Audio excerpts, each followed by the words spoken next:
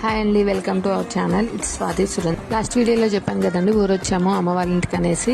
అమ్మ వాళ్ళు అయితే నైట్కు వస్తారనేసి మేము ముందే వచ్చేసాము. ముందే వచ్చి ఇల్లు ఎంత క్లీన్ చేస్తున్నాము నేను అక్క.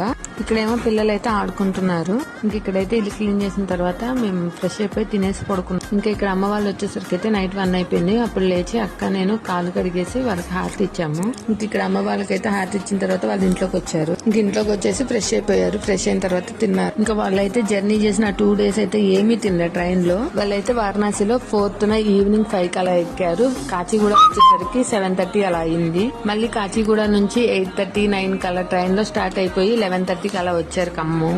ఇంకా వీళ్ళు 4th ఈవినింగ్ నుంచి 5th నైట్ 1 వరకు కూడా ఏమీ తినలేదు. చాలా ఆకలితో ఉన్నారు. వాళ్ళు వచ్చేసరికి అయితే మేము ఫుడ్ ప్రిపేర్ చేసి ఉంచాము. ఇంకా అలా తిన్న తర్వాత అయితే పిల్లలకి బొమ్మలు తెచ్చారు. వాళ్ళకి ఇస్తే వాళ్ళు ఆడుకుంటున్నారు. వీడియో నచ్చితే లైక్ చేయండి. నెక్స్ట్ వీడియోలో ఇంట్లో పూజ చేసింది, భోజనాలు పెట్టింది అయితే